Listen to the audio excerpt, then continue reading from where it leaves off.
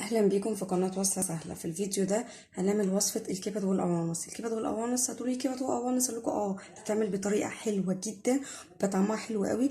انا ابني ما كانش بياكلها، بس بعد ما بقيت بعملها بالطريقه دي بقى بيحبها جدا.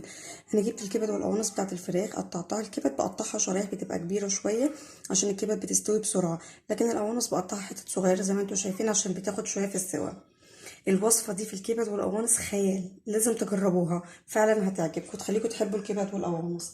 انا بنزل عليها معايا بصل، انا بزود في البصل شويه لان البصل بيديها طعم تحفه. يعني فعلا انتوا بعد ما تجربوا البصل عليها فعليا هتحبوها جدا. بنزل بقى بروح عصره معايا نص ليمونه، انا بس عشان انا غسلاها كويس طبعا، بس يعني للامان انا بخاف بس من زفاره شويه. وبنزل معايا كمان بفصين توم كبار. تمام. وهبتدي بقى انزل معايا بسنه كده بسيطه من الخل اهي، بحاول بس ما اكترش الخل عشان انا حاطه ليمون. وهنزل بقى معايا بالفلفل الاسود اهو، وهنزل طبعا معايا بالملح، هملحها بس. الوصفه كده اللي هي التتبيله بتاعت الكبده بالكبد والقوانص، بس هي دي التتبيله دي حلوه قوي قوي. البصل مع الثوم مع الملح والفلفل، في حاجات كده لما بتبقى بسيطه بيبقى طعمها احلى بكتير من ان احنا نقعد نافور فيها، مع الليمون مع الخل، كل ده بيديها طعم يعني فوق الروعه. التسويه بقى معانا اهم حاجه. انا جبت طاسه وسخنتها كويس، وهنزل فيها كده بمعلقه زبده حلوه. الزبده برضو بتخليها من الحاجات اللي بتخليها فعلا حلوه قوي. تمام. هستنى الزبده معايا تسيح. الزبده معايا ساحت اهي، هبتدي بقى انزل معايا بالكبد والقوانص اللي احنا تبلناها عشان نمسك الطشه الحلوه دي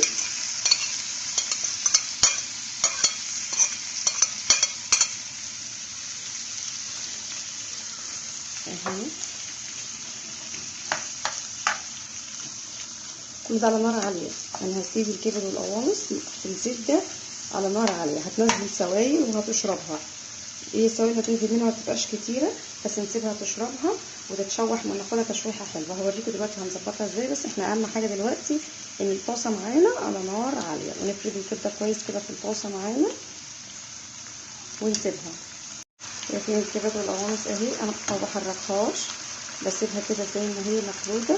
شايفين بيبقى في سوائل كده بسيطه من تحت، هنسيبها لحد ما تشرب السوائل دي، ما بنحركهاش خالص اهي كده تشرب السوائل. ونبتدي بقى ان احنا نحركها. شايفين؟ عايزين بقى ناخدها تشويحه كده حلوه مع البصل والثوم. البصل والثوم لما كده تتشوح معاهم بيبقى ليها طعم، يعني انا مش قادره اوصف لكم حلاوته وطعمته بصراحه.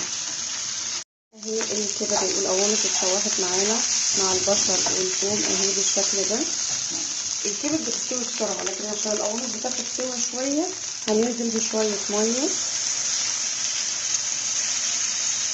عشان تبقى القوانص معانا مش ناشفه، عشان لو معانا اطفال ما تبقاش متضايقه منها اهي.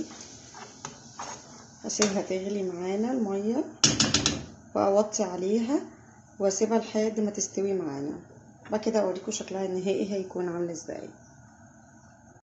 اهي الكبده شربت الميه اللي احنا حطيناها كلها، ناخدها كده تشويحه عشان نتاكد ان الميه اللي فيها كلها جفت.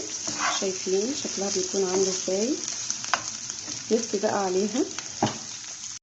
ده كده يكون الشكل النهائي للكبده والكبد والقوانص بتاعتنا. شايفين طعمها حلو؟ شايفين صوص البصل عليها؟ ده بيبقى طعمه رهيب.